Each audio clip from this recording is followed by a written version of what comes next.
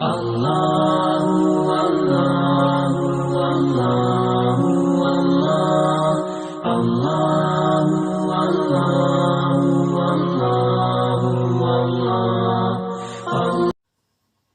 علیکم ورحمۃ اللہ وبرکاتہ۔ محترم مکرم ناظرین و سامعین، آج کی ویڈیو میں ہم بات کریں گے وضو کے مکروہات کے بارے میں اور ان دعاؤں کے بارے میں جو اعضاء کے دھونے سے پہلے پڑھی جاتی ہیں۔ وضو کے مکروہات کیا کیا ہیں؟ سب سے پہلے وضو کے مکروہات میں یہ ہے کہ انسان کسی دوسرے سے مدد نہ لے، جب تک وہ ہو سکے اپنے خود کے ہاتھ سے وضو کرے۔ اگر بہت ہی زیادہ مجبوری ہو تو الگ بات ہے۔ اسی طریقے سے وضو کے درمیان میں بات چیت نہ کرے، یہ بھی مکروہ ہے۔ اسی طریقے سے وضو کے درمیان جو پانی خرچ کیا جائے وہ بہت زیادہ خرچ نہ کرے، اگرچہ وہ سمندر کے کنارے ہی بیٹھا ہو یا پانی کی بہت فراوانی ہو، اس کے بعد بھی پانی کو زیادہ خرچ نہ کرے۔ یہ اسراف ہے اور اسراف اچھی بات نہیں ہے اور اسراف منع ہے۔ اسی طریقے سے بہت کم بھی نہ ہو کہ ہاتھ کو اچھی طرح دھونے میں دقت پیش آئے اور اچھی طرح ہاتھ دھل نہ سکے، اور ہاتھ کو 3 مرتبہ سے زیادہ نہ دھوئیں۔ کسی بھی ہاتھ کو یا کسی بھی عضو کو 3 مرتبہ سے زیادہ نہ دھوئیں۔ ہاں، اگر 3 مرتبہ میں بھی وہ عضو اچھی طرح دھل نہیں پا رہا ہے تو چوتھی اور 5ویں مرتبہ بھی دھو سکتے ہیں۔ اور اسی طریقے سے جب پانی ہاتھ میں لے کر منہ کو دھوئے تو بہت زور سے نہ ماریں کہ آس پاس والوں کو چھینٹے اڑے اور ان کو تکلیف ہو۔ اور جب منہ دھوئیں تو بہت سے حضرات کی عادت ہوتی ہے کہ وہ پانی میں پھونک مارتے ہیں، یعنی جب وہ ہاتھ میں پانی لیتے ہیں اور منہ پہ جب اس کو پھیرتے ہیں تو منہ کے اندر سے ہلکی سی آواز نکالتے ہیں، منہ سے سانس نکالتے ہیں، جس کی وجہ سے عجیب سی انسان کو گھن محسوس ہوتی ہے۔ یہ بھی نہ کریں۔ اور منہ کے دھوتے وقت آنکھوں کو اور ہونٹ کو بالکل ایک دم بہت زور سے بند نہ کریں۔ یہ سب چیزیں مکروہ ہیں۔ اور رہی بات دعا کی تو ہم وہ شروع کرتے ہیں کہ سب سے پہلے انسان جب وضو شروع کرتا ہے، مسلمان وضو شروع کرتا ہے تو وہ بسم اللہ العظیم الحمدللہ علی دین الاسلام یہ دعا پڑھے گا۔ اس کے بعد جب وہ کلی کرے گا تو وہ دعا پڑھے گا اللہم اعنی علی تلاوت القرآن و ذکرک و شکرک و حسن عبادتک۔ میں ایک مرتبہ اور پڑھ کر بتا دوں کہ وہ جب کلی کرے گا تو وہ دعا پڑھے گا اللہم اعنی علی تلاوت القرآن و ذکرک و شکرک و حسن عبادتک۔ اور جب وہ ناک میں پانی ڈالے گا تو وہ دعا پڑھے گا اللہم ارحنی رائحۃ الجنہ ولا ترحنی رائحۃ النار۔ اسی طرح جب وہ چہرہ دھوئے تو وہ دعا پڑھے اللہم بیض وجہی یوم تبیض وجوہ و تسود وجوہ۔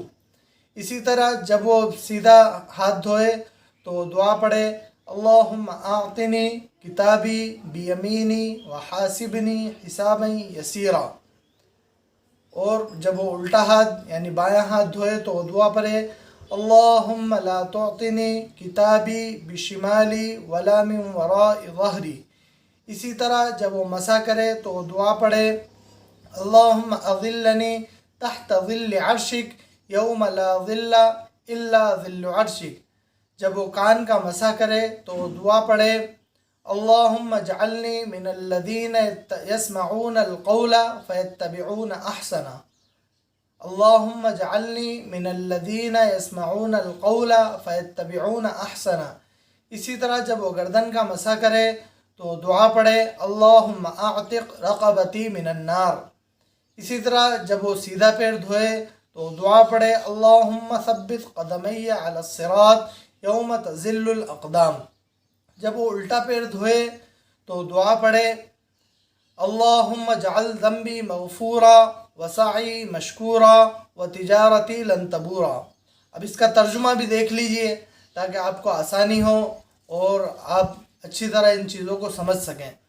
سب سے پہلے ہم نے جو دعا پڑھی تھی وہ تھی بسم اللہ العظیم والحمدللہ علی دین الاسلام، کہ میں شروع کرتا ہوں اللہ کے نام سے جو بڑا ہی عظیم ہے، اور میں تعریف کرتا ہوں دین اسلام پر کہ میں اللہ تعالیٰ نے مجھے دین اسلام پر پیدا کیا اور میں دین اسلام کا ماننے والا ہوں۔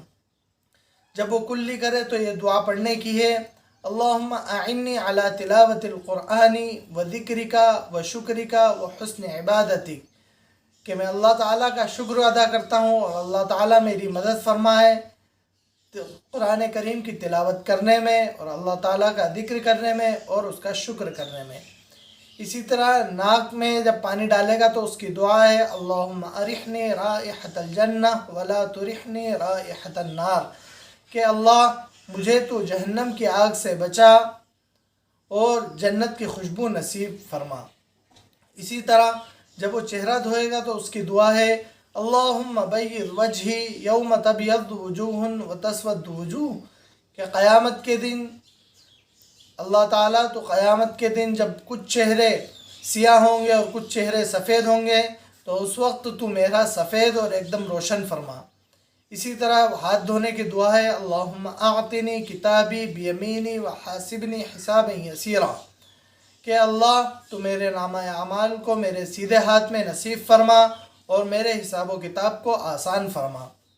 اور اسی طرح الٹے ہاتھ دھونے میں ہم نے جو دعا پڑھی تھی اللہم لا تعطنی کتابی بشمالی ولا من وراء ظہری، اس کا ترجمہ ہے اے اللہ تو میرے نامہ اعمال کو میرے الٹے ہاتھ میں نصیب نہ فرما اور نہ ہی میرے پشت کے پیچھے سے نصیب فرما، کیونکہ جب نامہ اعمال دیا جائے گا اگر کوئی شخص نیک ہوگا تو اس کے نامہ اعمال داہنے ہاتھ میں سیدھے ہاتھ میں دیا جائے گا، اور اگر کوئی بدبخت اور گنہگار انسان ہوگا تو اس کا نامہ اعمال اس کو الٹے ہاتھ میں یا پھر پیٹھ کے پیچھے سے دیا جائے گا۔